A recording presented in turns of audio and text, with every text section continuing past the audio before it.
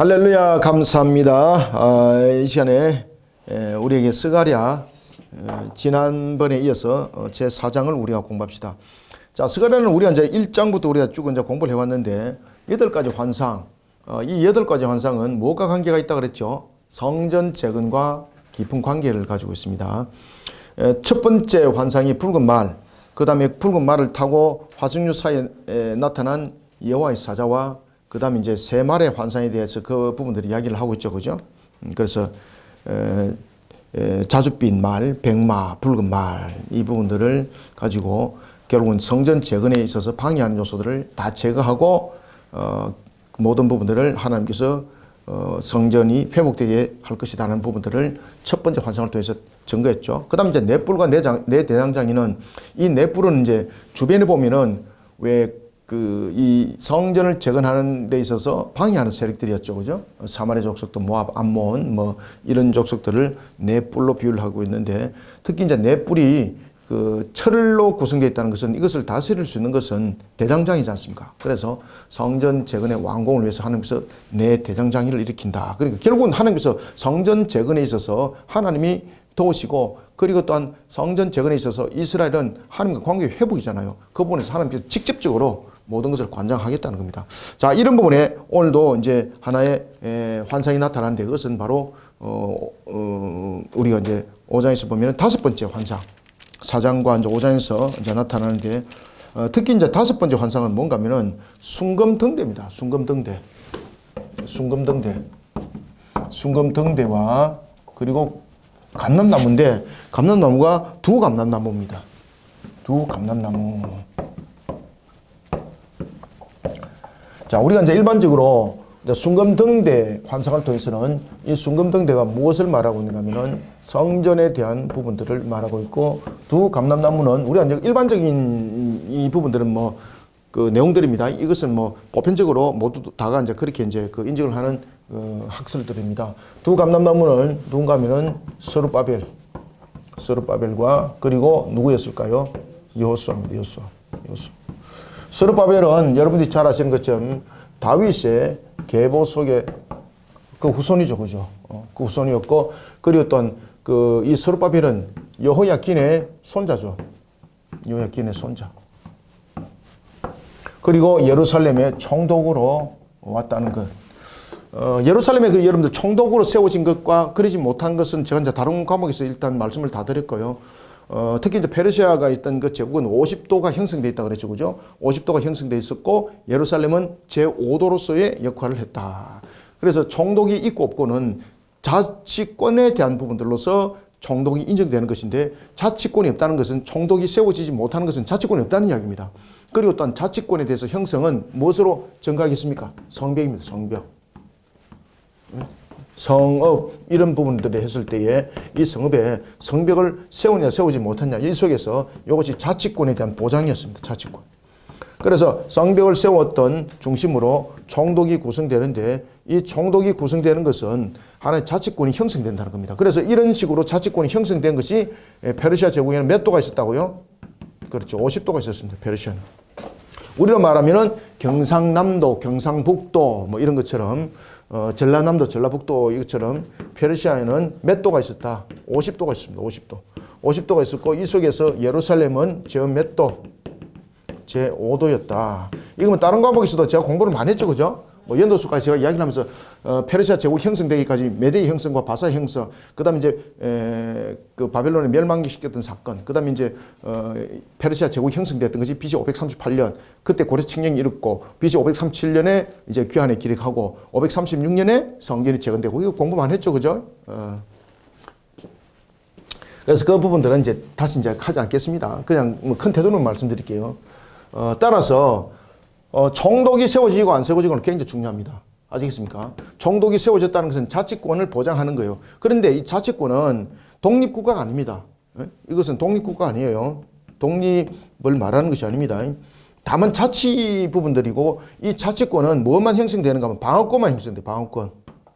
그래서 사용되는 무기도 달랐습니다. 무기도 공격용 무기는 허용 안 됩니다. 예를 들면은 그 고대 전투에 있어서 굉장히 중요한 핵심적 무기 가운데 하나가 뭐 공성퇴거든요. 공성퇴. 공성퇴는 이제 뭔가 하면은 이제 성이 있을 때 성을 갖다 허물기 위해서 만들어진 도구거든요. 문을 부순다든지 벽을 허문다든지 이런 데 있어서 쇠망치와 같은 그런 역할들을 하는 것이 이 공성퇴입니다. 그런 공격용 무기는 1.5 만들어요. 방어용 무기, 그죠? 창, 칼, 뭐 활 이 정도밖에 사용하지 못해. 그래서 이제 창 같은 경우도 보면은 공격용으로 사용할 수 있는 그런 그 대열 속에서 쓰는 긴 창 이런 것도 사용을 못했습니다. 그런 부분들. 그냥 무기도 전부 다 제한했습니다. 자치의 방어용으로만 허용을 하는 것입니다. 그런데 예루살렘 성벽이 무너졌던 가장 큰 이유는 이런 이제 사마리아 족속들이 계속해서 고레사가 있을 때도 마찬가지고, 그 다음에 아하수레가 있을 때도 마찬가지고, 아닥사스다가 있을 때도 마찬가지고, 계속해서 상소를 보내죠. 어떻게? 유다인들이 페르시아 제국에 대해서 반감을 가지고 있다. 그들은 페르시아 제국을 등지고 배반할 세력들이다. 그러니까 황제가 늘 불안하잖아요. 특히 이제 그 아하수에로는 굉장히 성격도 민감했고, 굉장히 성격이 또 다변화되었고, 그리고 또 다혈질이었고 그런 부분들이었거든요. 그런 속에 그 굉장히 그 황제의 신변이 안전을 그때 그 위협을 받을 그런 종이었습니다. 그러니까 우리의 성경에도 보면은 그 아하수에로가 그 자신이 그 왕후를 부를 때도 자신이 금호를 내리지만이 올 수 있는 것. 그 마음대로 그에게 접근하지 못하는 겁니다. 왜냐하면 그 당시에는 암살단들이 막 있었습니다. 그래서 우리가 에스더에 보면은 왜 아하수에로가 있을 그 당시에 모르드게가 그 성에서 비밀스러운 이야기를 듣잖아요. 무엇입니까?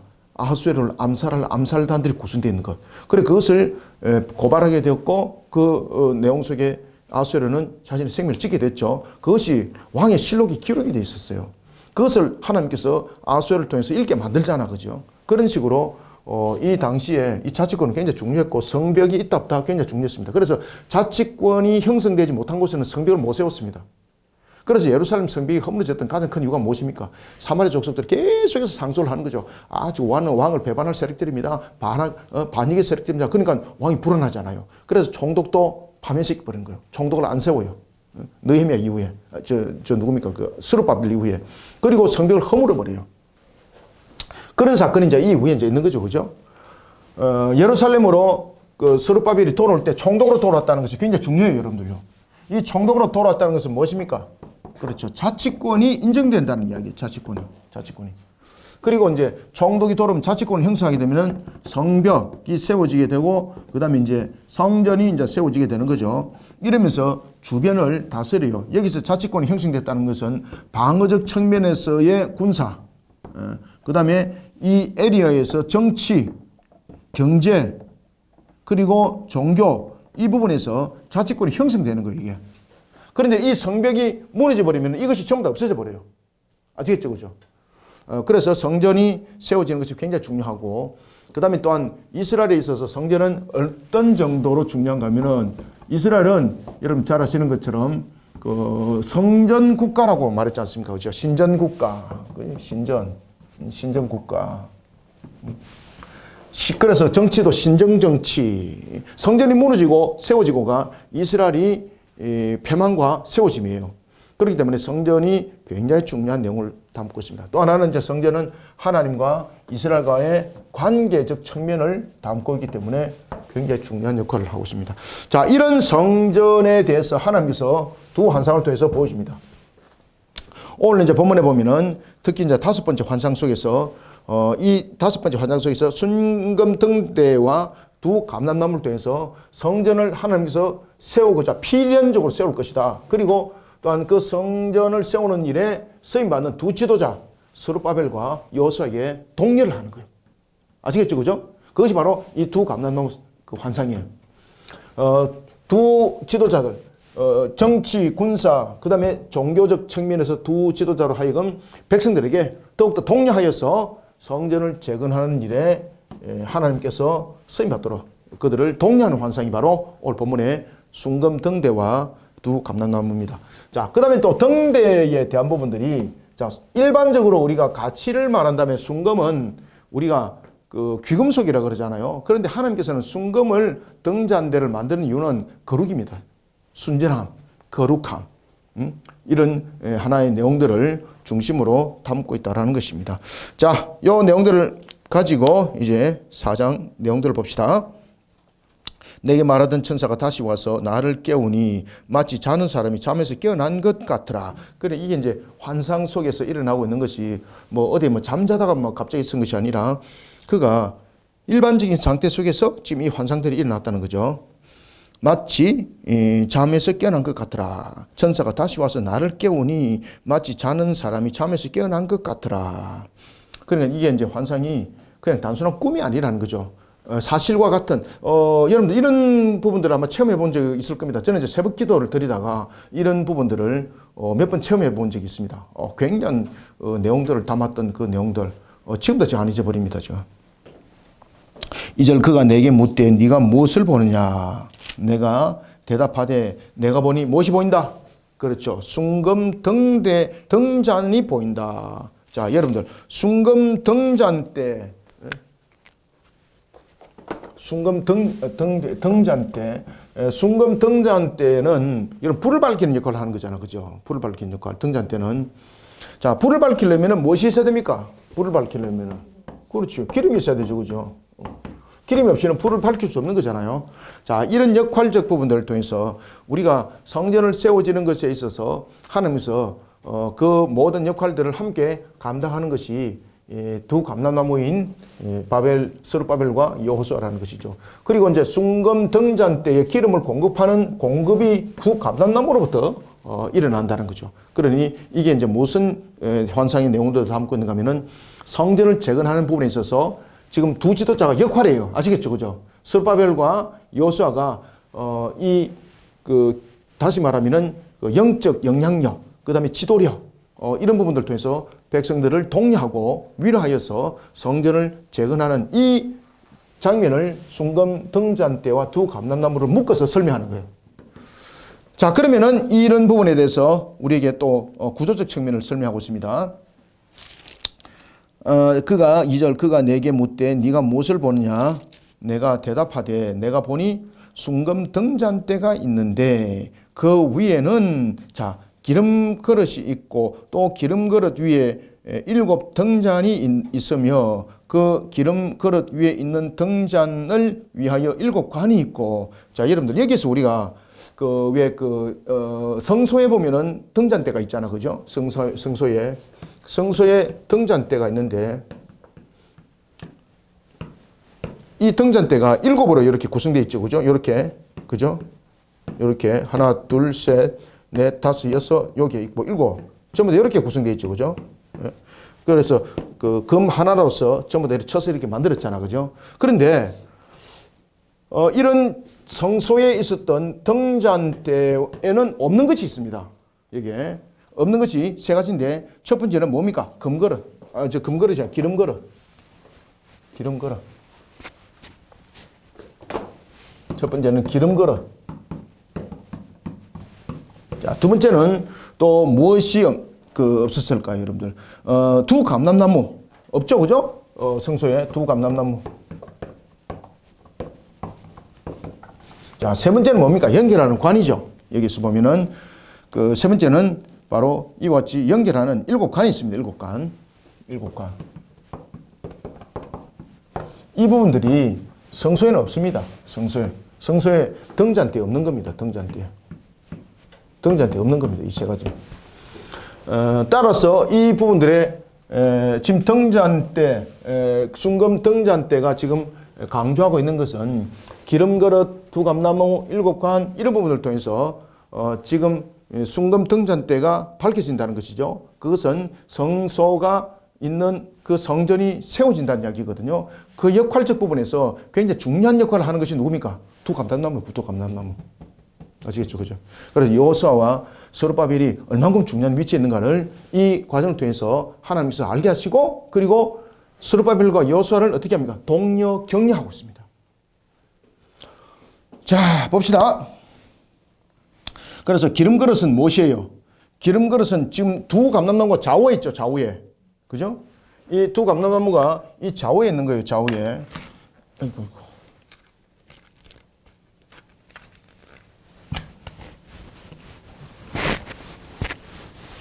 이게 이제 등잔대가 있으면 두 감람나무가 여기 있는 거죠. 그죠? 좌우에. 예, 감나무가.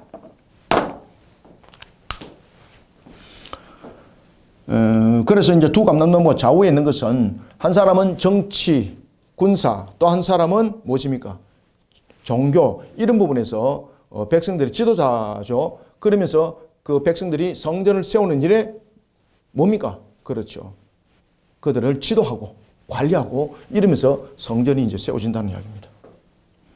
자, 기름 그릇이 있고, 기름 그릇은 말 그대로 등잔으로서 그 기름을 분배하는 역할을 하는 거죠. 그릇. 자, 그리고 여러분들 그릇만 있으면 됩니까? 무엇이 필요합니까? 관이 있어야 되잖아요. 관. 관은 어떤 역할이에요? 자, 관은 이렇게 이제 있으면은 관이 있음으로써 이렇게 기름이 이렇게 흘러가는 거잖아요. 그런데 관이 7개입니다. 하나, 둘, 셋, 넷, 다섯, 여섯. 관이 7개. 자, 관이 7관이라는 것은 무엇을 설명해요? 그렇죠. 이 언약의 성취입니다. 언약의 성취.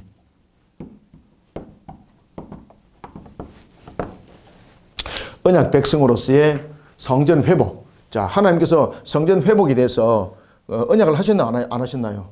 예레미야를 통해서 70년 회복 언약하셨죠, 그죠? 그래서 이 7관은 이와 같이 하나님께서 성전의 회복에 대한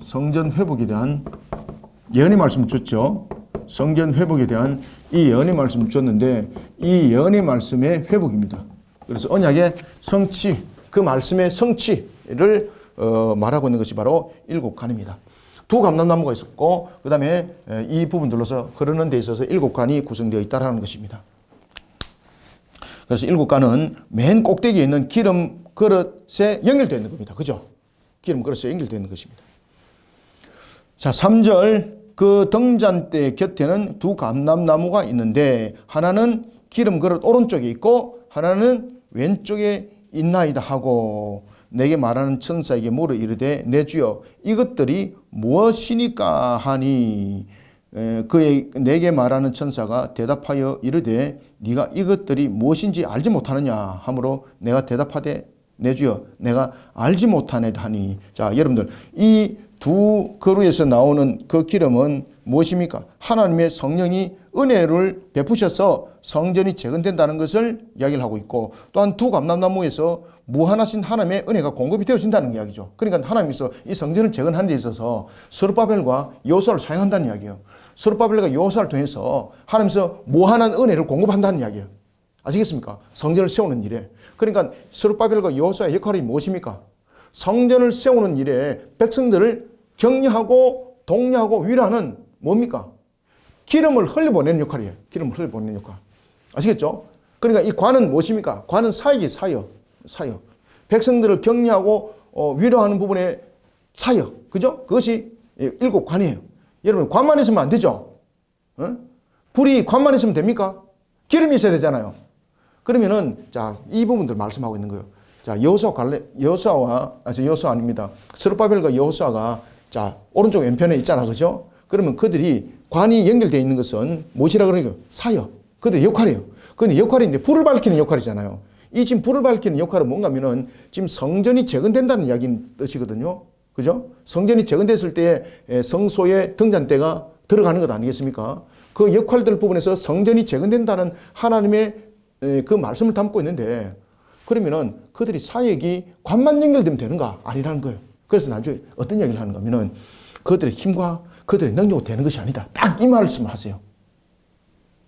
이 부분들은 나중에 6절에서 또 한번 말씀드릴게요. 이 말씀은 6절과 연결되는 거예요. 자, 그러면은 관이 연결됐을 때에 그럼 기름은 누가 만들어주는가? 기름. 관에 기름이 흘려야 되잖아요. 관의 역할은 기름의 흐름이거든요. 기름을 흘려보내는 거. 이것이 관의 역할인데 그러면 이 기름은 누가 만들어주느냐 이 말입니다. 그래서 하나님께서 어떻게? 은혜를 베푸셔서 은혜를 베푸심을 말하고 있습니다.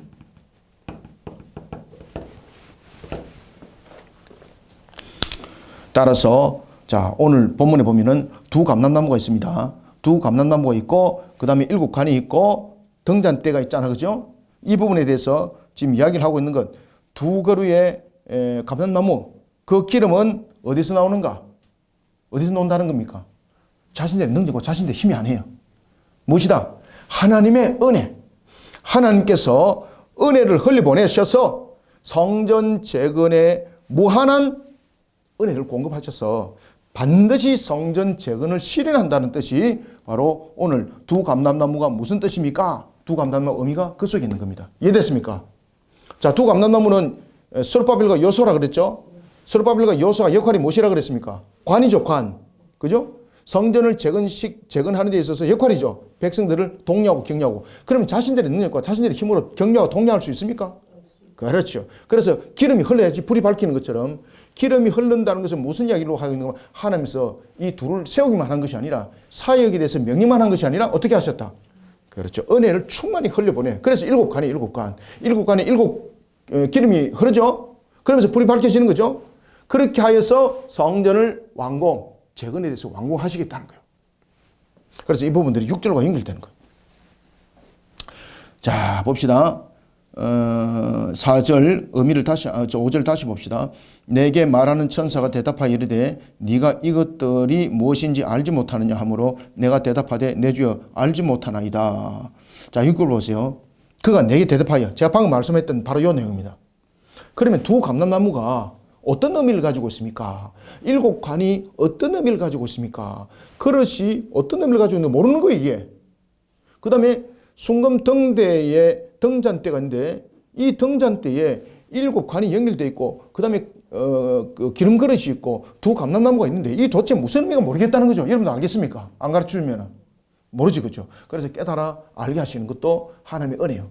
그래서 하나님께서 은혜를 베푸셔서 어떻게 깨닫게 하는가 하면 두 감람나무는 두 지도자를 말하고 있다. 한 사람은 다윗의 언약과 관계되어 있는 바로 스룹바벨이고 또 한 사람은 하나님이 세우신 대제사장 성전 회복이죠, 그죠? 그래서 두 지도자를 세워서 관은 그들의 역할이다. 그들의 역할은 성전을 재건하는 데 있어서 독려하고 위로하는 역할을 하는데 그들의 힘과 그들의 능력으로 안 된다. 누가? 기름이 부어지는 것은 자신들이 만들어서 하는 것도 아니라는 거죠. 하나님께서 그 관을 통해서 은혜를 흘려보낸다는 거죠. 하나님께서 은혜를 베푸셔서 그들의 동료만 되는 것이 아니라 은혜를 흘려보낸다는 것은 여러분 실질적으로 부족함도 채워주시고 없는 것도 있게 하시는 것이 은혜잖아, 그죠?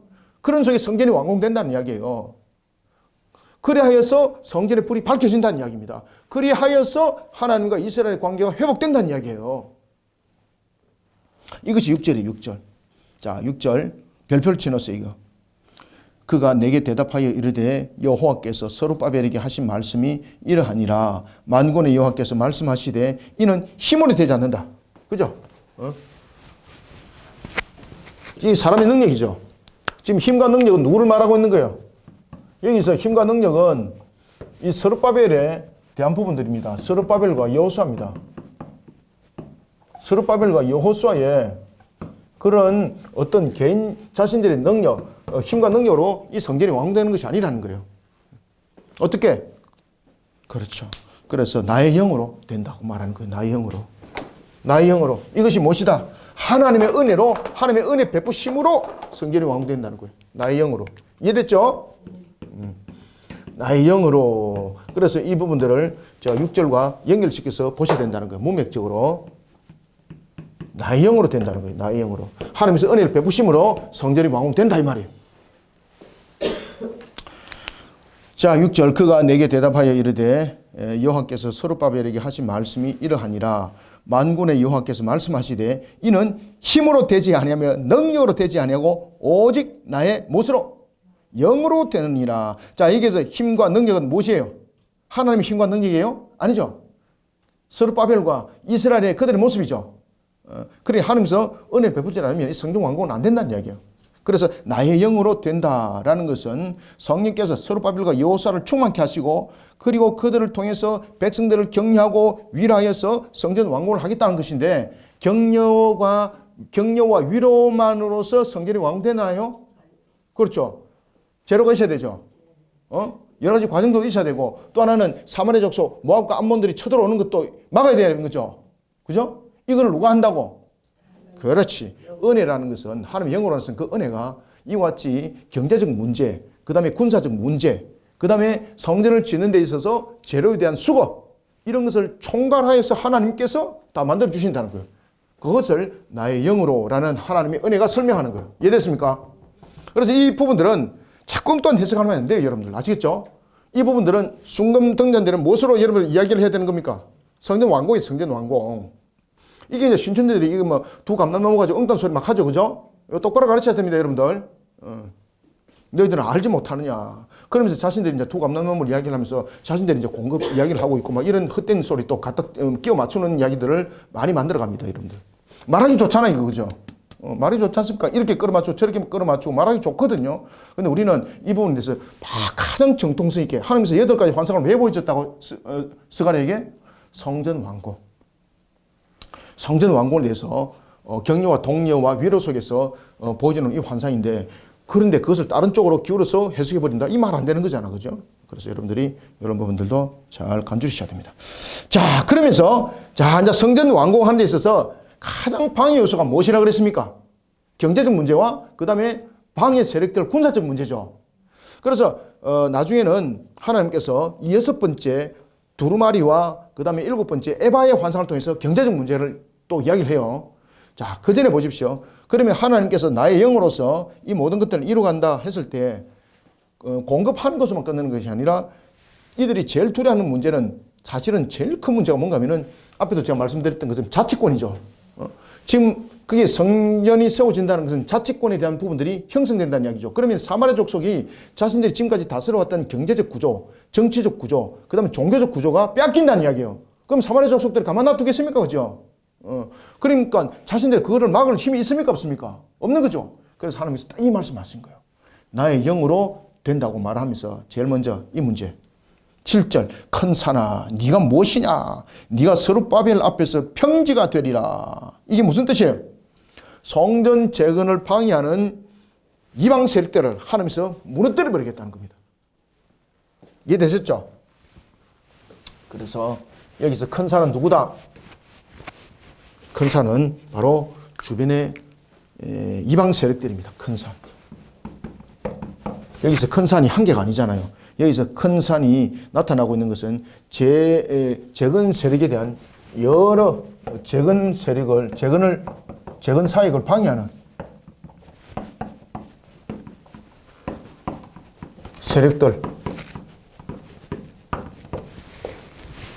그 대표적인 세력들이 사마리아, 모압, 암몬.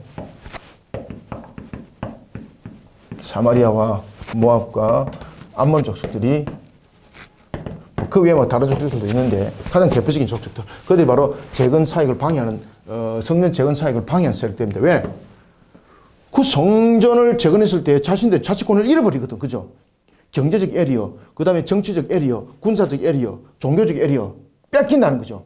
그러니까 용납 안 하는 거죠. 그런데 하나님이 그들을 어떻게 한다? 그들이 스룹바벨의 상대가 안 되도록 만들어버리겠다. 그래서 큰 산들을 무엇으로 만든다? 평지로 만들어버린다. 큰 산을 평지로 만든다는 것은 큰 산이 무너진다는 이야기죠. 그죠? 무너지는데 큰 산이 평지가 된다는 것은 그들이 능력을 행할 수 있는 것이 아무것도 없다는 거죠. 하나님께서 진멸시킨다는 겁니다.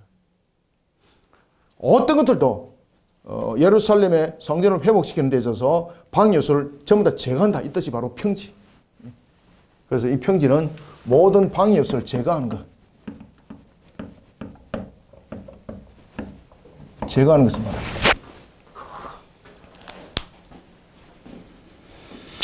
큰 산아 네가 무엇이냐? 네가 스룹바벨 앞에서 무엇이 된다? 평지가 되리라. 그가 머릿돌을 내놓을 때에, 자, 머릿돌 또 중요한 이야기를 했습니다. 이 머릿돌은, 여러분, 머릿돌은 언제 세워지는 겁니까? 머릿돌. 그렇죠. 맞습니다.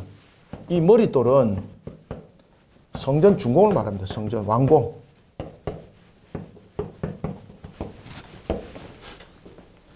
건물을 완공했을 때 머릿돌이 탁 이렇게 새겨지잖아요. 그죠? 그가 머릿돌을 내놓을 때에 무리가 외치기를 은총이 그에게 있을지어다 하리라 하셨고, 그죠? 하나님의 은혜 속에서 이 모든 것이 이루어진다는 겁니다. 그리고 하나님의 은혜 속에서라는 것은 그냥 형식적인 의미가 아니고 사실적인 측면에서 필요한 것은 공급하시고 그 다음에 대적들은 물리쳐 주시고 라는 것 속에서 이 은총이 나타난다는 이야기예요. 성전 재건은 그렇게 이루어진다는 겁니다. 8절 여호와의 말씀이 또 내게 임하여 이르시되 스룹바벨의 손이 이 성전의 기초를 놓았은저 그의 손이 또한 그 일을 마치리라 하셨나니 만군의 여호와께서 나를 너희에게 보내신 줄을 네가 알리라 하셨느니라. 아멘. 스룹바벨을 통해서 성전의 기초를 놓았을 때가 언제입니까? 그들이 처음 놓았을 때가 536년이죠. 그러면서 536년에서 534년에 멈춰버리죠.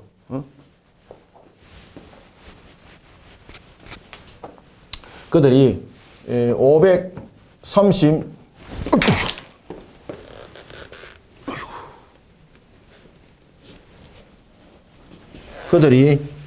536년에 그들이 성전을 재건합니다. 그 전에 537년에 돌아오죠. 그죠? 돌아왔고 성전을 재건하다가 534년에 중단합니다. 중단. 이때 이제 중단의 이유가 경제적 문제, 그 다음에 여러 가지 이제 그 군사적 문제, 이런 문제점들이 생겼죠. 그죠? 그래서 하나님께서 이 군사적 문제에서 큰 산을 무너뜨리고 이런 내용들을 정결합니다. 자, 이때에 스룹바벨을 통해서 이게 첫 번째, 여기서 기초석을 낳는 거죠. 기초석. 지금 이 내용입니다. 이 기초석을 낳고 지금 이 상태 속에서 그들이 멈춘 것이 BC 520년까지 멈췄습니다. 520년까지. 그리고 이 성전이 재건되면서 BC 516년에 이때에 성전이 재건이 됩니다. 그러면 몇 년 사이에 만들어졌습니까? 결국은 4년. 기초석 놓는다 쳐더라도 이 기초석 놓는데 2년이 걸렸겠습니까? 그죠? 하다가 말다 그런 일들이 있었겠죠? 자, 하나님께서 이 말씀을 하시는 거예요. 자, 스룹바벨을 통해서 첫 손으로서 이 기초석을 놓게 했던 것처럼 스룹바벨을 통해서 이 재건에 이르기까지 이 모든 것을 이루겠다는 겁니다. 그러면 하나님께서 여러분들 왜 스룹바벨을 통해서 이 재건을 이루겠다는 거예요, 여러분들? 이게 뭔가 하면은 하나님께서 영원한 다윗과 언약을 말씀하셨죠. 그죠? 그 언약의 성취입니다. 다윗의 언약의 성취입니다. 다윗의 언약의 성취입니다. 왜냐하면 스룹바벨이 다윗의 계보거든요. 다윗 계보. 다윗의 후손.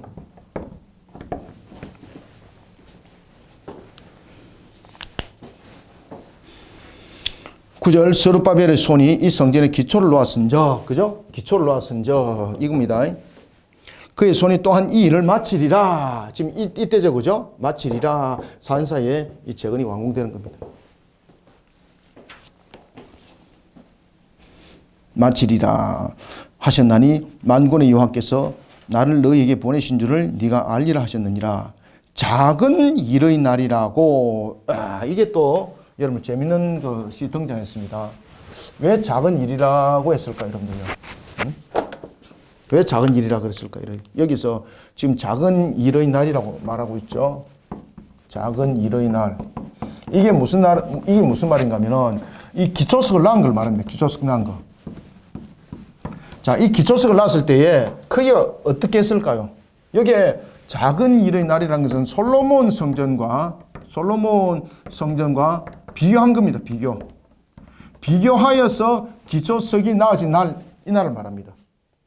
그러면은 사람들이 작은 일의 날이라는 것은 눈으로 보고 자신이 그냥 하나의 판단 속에서 규모를 가지고 지금 성전을 지금 말을 했다는 겁니다. 믿음으로서 하나님과 관계가 아니라 눈으로서 외형적 화려함, 이 부분들이죠.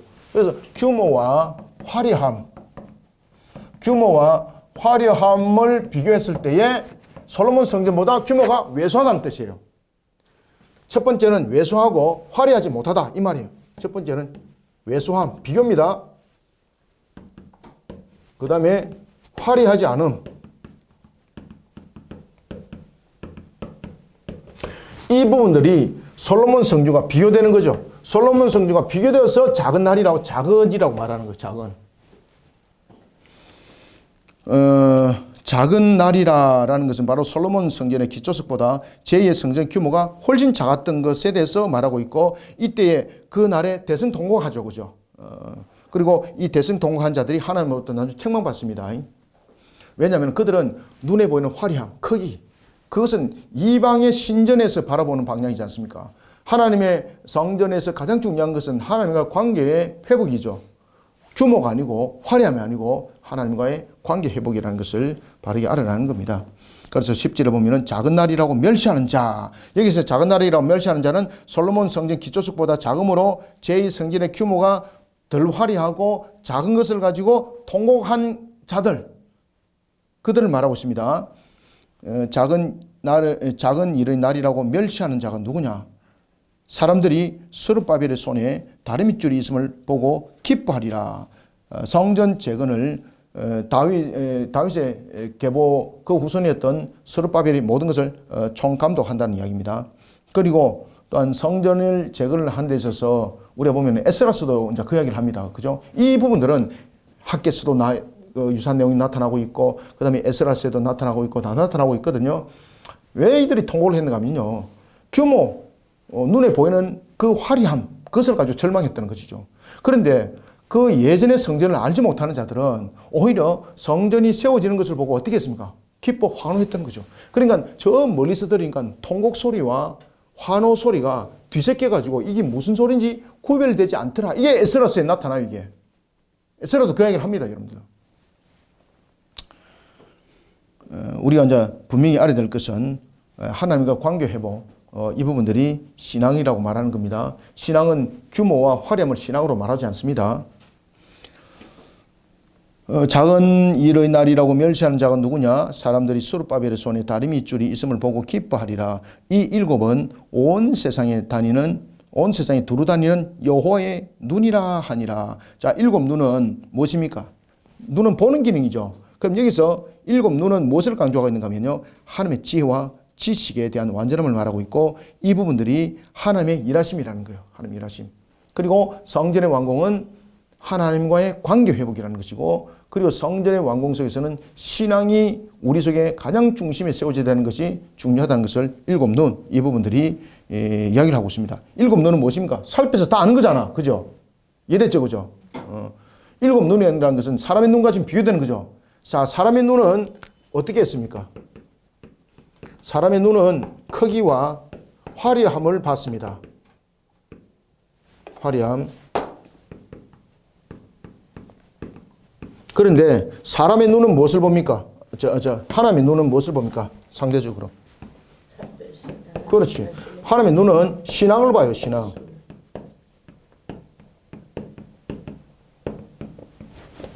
사람의 눈은 성전을 통해서 크기, 화려함을 보지만 하나님은 무엇을 봅니까? 신앙을 봐요, 신앙을. 그래서 일곱 눈이에요, 일곱 눈. 일곱 눈은 하나님의 완전한 지혜, 그죠?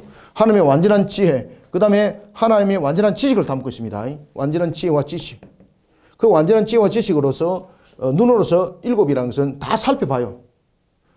그러면서 하나님을 향한 신앙이 어떻는가를 확인하는 것인데, 사람은 그 크기와 화려함을 가지고 그들은 그의 눈을 가지고 말했다는 거죠. 그러니까 책망받는 겁니다. 내가 봅시다. 11절 내가 그에게 물어 이르되 등잔대 좌우에 두 감람나무는 무슨 뜻이니까 하고, 다시 그에게 물어 이르되 금기름을 흘리는 두 금관 옆에 있는 이 두 감람나무 두 가지는 무슨 뜻이니까 하니. 자, 여기서 금기름이 흘려보내는 역할들이죠. 이것이 도대체 무엇입니까? 그죠? 그러면 이 부분 통해서 우리가 또한 객관적으로 여러분을 아셔야 될 것은 두 감람나무를 통해서 지금 성전이 회복되지 않습니까? 그리고 또한 이 기능 속에서 우리가 반드시 아셔야 될 것은 하나님의 구속사역입니다. 자기가 택한 백성에 대해서 하나님께서 그들을 구원하심의 은혜를 베푸시는 하나님의 그 은혜를 우리에게 표현해주고 있고, 또 하나는 그 은혜가 하나님께서 그 모든 것들을 이루어갈 때 은혜를 풍성히 부어서 그 모든 것들을 이루어 가신다는 것입니다. 그래서 감람나무가 있는 이유가 무엇입니까? 구원에 대한 하나의 사역들의 발판입니다. 그들이 성전을 재건하는 것이 단순한 성전 재건이 아니죠. 이 성전 재건은 무엇입니까? 하나님의 구원의 백성들에 관한 부분들의 회복을 말하고 있습니다. 그래서 또 묻는 거예요. 그러면 이 두 감람나무가 무슨 뜻입니까? 라고 말하니까 무엇이라 말합니까? 그가 내게 13절 내게 대답하여 이르되 네가 이것이 무엇인지 알지 못하느냐 하는지라. 내가 대답하되 내 주여 알지 못하나이다 하니 이르되 무엇이다? 이는 기름 부음 받은 자 둘이니 온 세상의 주 앞에 서 있는 자니라 하더라. 아멘. 바로 제가 방금 말씀드린 이 뜻입니다. 자, 여기서 둘은 스룹바벨과 여호수아죠. 스룹바벨과 여호수아 둘이니 온 세상의 주 앞에 서 있는 자라고 하는 것은 무엇입니까? 하나님의 사명을 받아서 수행하는 것을 말하고 있고 그 종으로서 쓰임 받는 역할을 하고 있습니다. 그러면 그들을 통해서 무엇을 하는 겁니까? 하나님의 구속사가 완성이 이루어진다는 겁니다. 구속사 완성이 이루어진다는 겁니다. 그러니 이 두 감람나무는 결과적으로 우리가 요한계시록에 나타나고 있는 두 증인과도 유사한 내용을 가지고 있죠. 그죠? 말씀의 증인들. 말씀의 증인들. 그러니까 결국은 스룹바벨과 여호수아는 결국은 말씀의 증인으로서 나중에 쓰임 받는 부분들을 함께 상징적으로 담고 있는 것을 우리에게 표현해 주고 있습니다. 그래서 기름 부음 받은 자 둘이다라고 말하는 거예요. 기름 부음 받은 자 둘이다. 자, 오늘 우리에게 이제 들려줬던 그 다섯 번째 환상은 5장을 통해서 4장을 통해서 이와 같이 봤고 이제 계속해서 여섯 번째 환상, 일곱 번째 환상이 우리에게 무엇을 계시해 주고 있는가? 이 부분들은 이제 하나의 그 성전 재건에 있어서 경제적 부분들을 이제 설명을 하고 있습니다. 자, 잠시 후에 만나겠습니다. 감사합니다. 수고하셨습니다.